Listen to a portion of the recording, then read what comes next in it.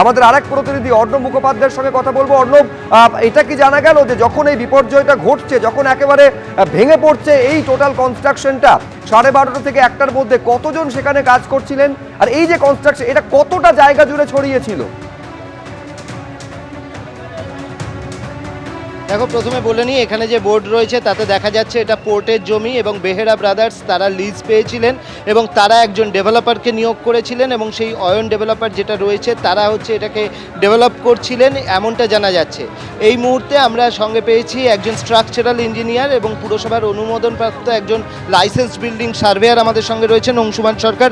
অংশুমান, আপনার থেকে জানতে চাইবো, আপনি তো স্ট্রাকচারটা দেখছেন, আপনার কি মনে হয়? দেখুন, এই স্ট্রাকচারটা প্রাথমিকভাবে দেখে যেটা মনে হচ্ছে ইনএডিকুয়েট স্ট্রাকচার।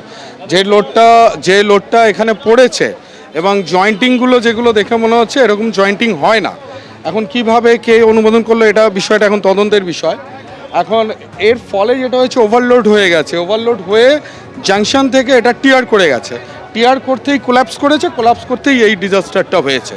কিন্তু প্রাথমিক অর্থে যে ব্রেসিংগুলো থাকা উচিত একটা স্ট্রাকচারে, সেই ব্রেসিং কিন্তু এখানে আমরা দেখতে পাচ্ছি না।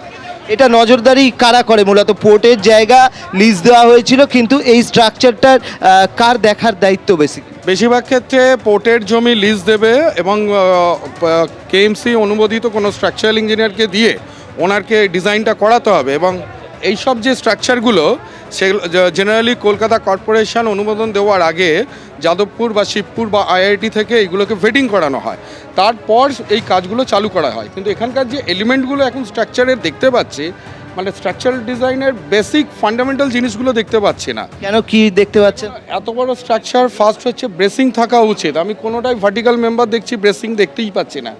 এবং জয়েন্টিং যেগুলো করা হয়েছে, জয়েন্টিংয়ের যে বোল্টগুলো আছে সেগুলো ঠিকঠাক ডিজাইন হয়েছে কিনা এবং সেগুলো ইনস্টলেশন ঠিকঠাক হয়েছে কিনা সেটার একটা দেখার বিষয়। প্রাথমিকভাবে যেটা এখানে লেগে আছে, যেটুকুনি আমরা দেখছি, যেভাবে বিম আপনার ফেল করেছে, শিয়ার এবং বেন্ডিং দুখানাই ফেল করে গেছে, মানে বিমটা বেঁকেও গেছে এবং শিয়ারও ফেল করেছে।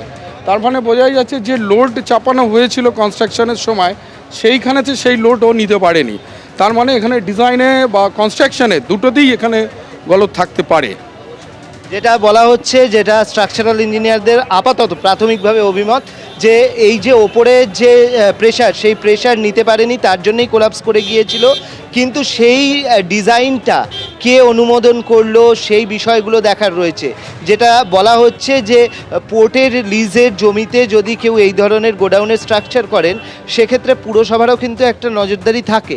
সুতরাং এখানে কি অনুমোদন দেওয়া হয়েছিল? এটাকে কি পুরসভার আলাদা প্ল্যান পাস করতে হয়? কীভাবে প্ল্যান পাস করতে হয়, এটাকে আগে পোর্ট এনওসি দেবে, এনওসি দেওয়ার পর টেকনিক্যাল পার্টটা আমাদের গভর্নমেন্ট অ্যাপ্রুভ স্কিম অনুযায়ী পৌরসভাকে এটা জমা দিতে হবে এবং এটা নিয়মকানুন মেনে সেখানে এটা এত বড় স্ট্রাকচার, এটা এমবিসি হয়। এমবিসি হওয়ার পর স্ট্রাকচারালের ব্যাপারটা যেটা হয়, সাধারণত এই ধরনের স্টিল স্ট্রাকচার যেগুলো হয় সেগুলো যাদবপুর নয় শিবপুর নয় আইআইটি, যে কোনো রেপুটেড ইনস্টিটিউশন থেকে এটা ভেটিং হবে, তারপর এর অনুমোদন পাবে। কিন্তু আদৌ কি পোর্ট এলাকায় এত কিছু হয়?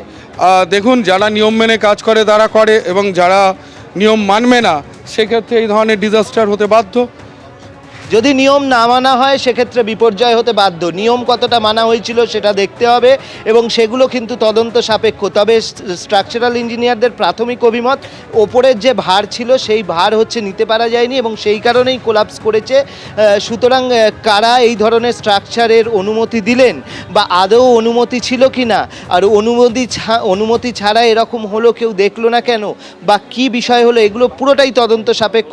কিন্তু প্রাইমারিলি মনে হচ্ছে যে প্রেশারটা রাখতে পারেনি, সেই কারণেই এটা কোলাপস করেছে, যার ফলে প্রাণহানি থেকে বহু মানুষ আহত হওয়ার ঘটনা ঘটেছে, এরকম একটা বিশাল বিপর্যয় ঘটেছে। একেবারে বিশাল বিপর্যয়, কোনো সন্দেহ নেই। বিরাট জায়গা জুড়ে এই যে একটা কনস্ট্রাকশন হচ্ছিল, গোডাউন তৈরি হচ্ছিল, তার ছাদ একেবারে হুড়মুড়িয়ে ভেঙে পড়েছে। ভারী ভারী লোহার বিম, তার উপরে শুধুমাত্র করোগেটেড শীটের ওপরে ঢালাই দেওয়া হয়েছিল। এই বিপুল ভার সইতে না পেরে আজকে দুপুরের দিকে হঠাৎই হুড়মুড়ি একেবারে লম্বালম্বি ভেঙে পড়ে এই তারাতলার কাছে এই যে গোডাউনের শেড, এবং তাতে অনেকে, তারা শ্রমিকেরা যারা কাজ করছিলেন সেখানে, তারা সকলে আটকে পড়েছেন। এখনো পর্যন্ত 13 জনকে উদ্ধার করা হয়েছে বলে জানা যাচ্ছে, তাদের মধ্যে বেশ কয়েকজনের অবস্থা আশঙ্কাজনক বলে জানা যাচ্ছে। এবিপি আনন্দ, এগিয়ে থাকে, এগিয়ে রাখে।